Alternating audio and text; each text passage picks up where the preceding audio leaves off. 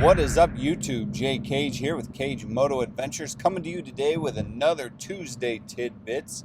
Today we're going to talk a little bit about interstate travel, interstate riding.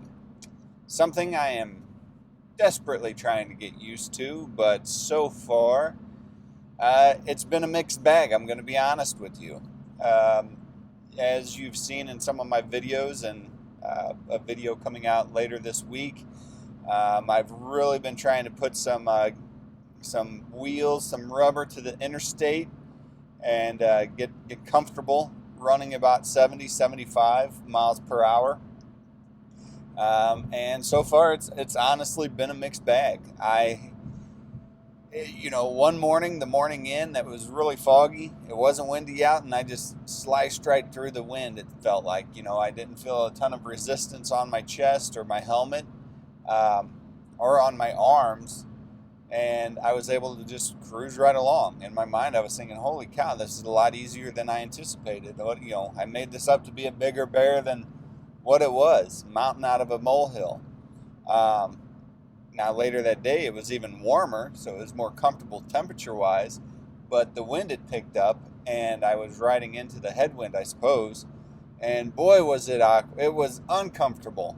It was not enjoyable one bit. It was so windy. My head was just bobbling around. Felt as though if I were to take my hands off of the handlebars, I would not feel comfortable doing so. I'll put it like that. And it was an unenjoyable 50-mile ride. That's a big problem for me because I have got a lot of ideals and a lot of plans in my mind that are going to require me to be comfortable on the interstate. If I could take back roads, if I could take little highways, 55-mile-an-hour highways, which I could, and I plan to do quite a bit, but let's face it, the interstate is a necessary evil. There's going to be a lot of instances where you just got to jump on the interstate and cruise.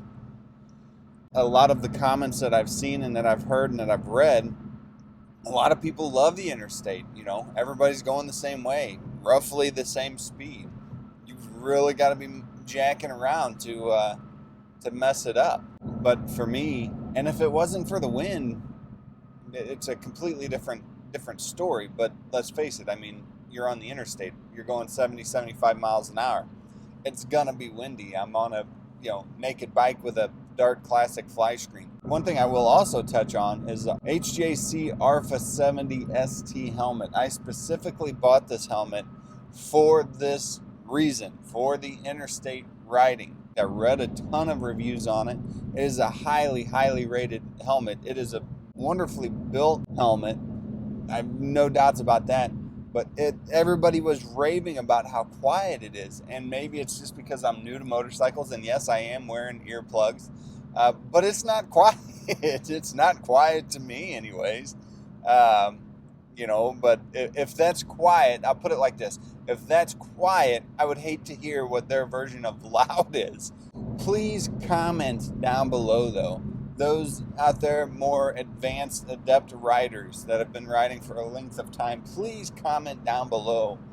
Any tips, any tricks, any suggestions to make interstate travel a little bit more comfortable. Definitely throw comments in, though. I want to see comments about, man, you need to be doing this, you don't need to be doing that, try this, try that, so on and so forth. Help me out, because what you guys are doing, anyone that watches my video that's got a little bit more knowledge, or that has the knowledge, they're not just helping me out. My channel is designed for people who are thinking about getting into motorcycles, or who have just gotten into motorcycles and wanting to learn as much as they can and be smart about it. I also am including on Tuesday Tidbits a ride over to George Winter Park.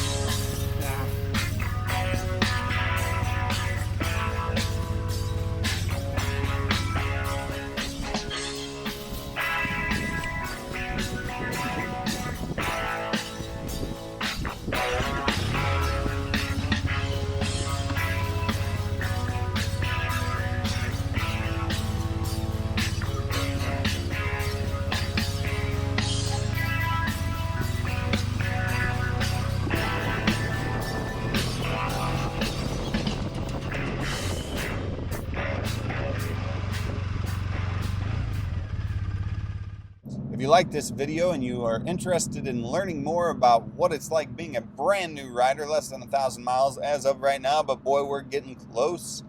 Go ahead and hit that like, subscribe, and notification bell. That way you can stay up to date on everything that a new beginner rider goes through.